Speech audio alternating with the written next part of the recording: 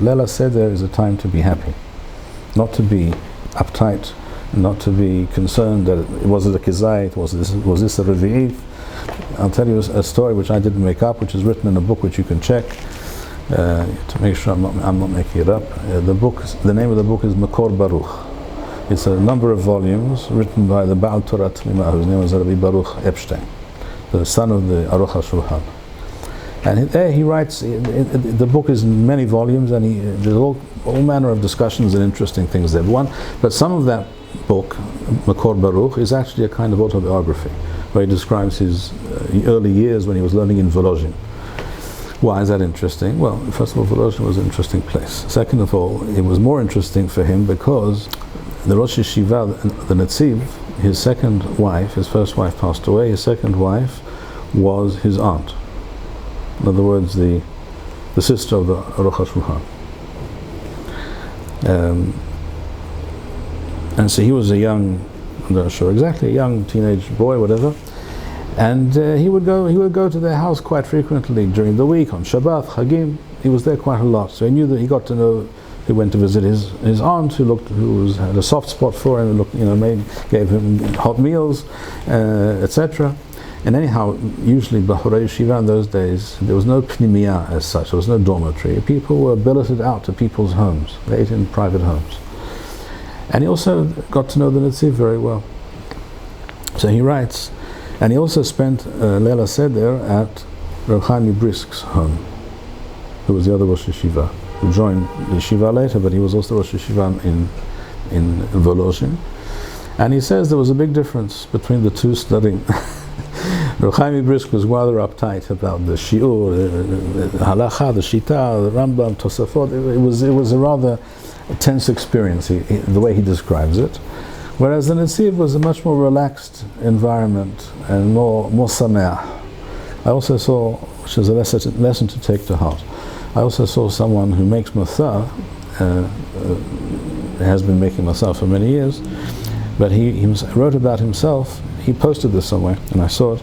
I know this person. He said that it used to be the case when he began first baking matzah that he was very uptight about the time, the 18 minutes rushing here, right? It was all very, very precious. And his wife said to him, "Ze mamash lo naim la'achin matzot itcha." It's not an unpleasant experience to make matzah with you. It's all so high pressure. Then he began to look more into the halachot and understand that you don't have to be in a rush at all, etc., etc. And then everyone enjoyed making matzah. And the same is true with Leila Seder. It's not a time to be uptight. There's no reason to be pressured or uptight about anything at all, really. It's really quite straightforward. And on all kinds of details, there are many opinions on different things, but the Ikarei Advarim, most of the things are straightforward and simple. And the Ikar is Lismach B'Shem, L'Saper Sipur Yetziat Mitzrayim, to ourselves, to our family, our acquaintances, our friends, our children, and to know who we are and why we are, and that Leila Seder is there to teach us and remind us of that every year. The last word, the name of the Netziv. He writes this in his Perush on the Torah and Parashat Bo. In Hamek Davar, he says, sometimes you may have a father who has a particular lesson that he wishes to impart to his son.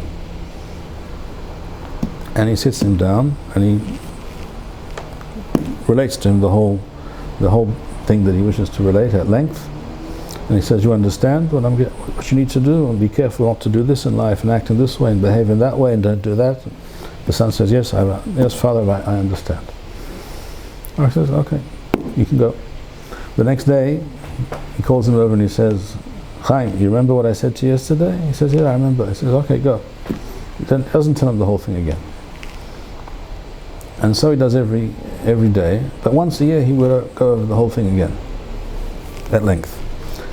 The Netziv says that is the relationship between Korban Pesach and Leila Seder and the Mitzvah of Tefillin. At the end of Parashat Bo talks about the Mitzvah of Tefillin, also in connection with Korban Pesach. They're mentioned next to each other.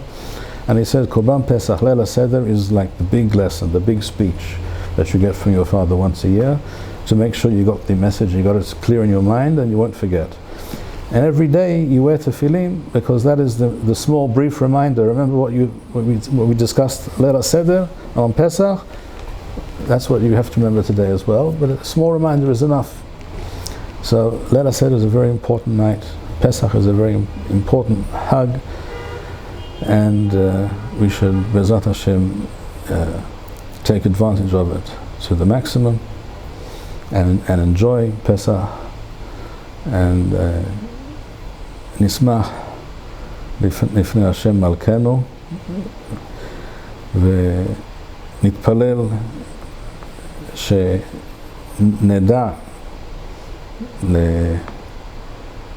להכיר בין, עד שלא נדע, עד לא ידע בין זה לזה, שנשמח בכל ונבין את דרכי השם עד כמה שאפשר.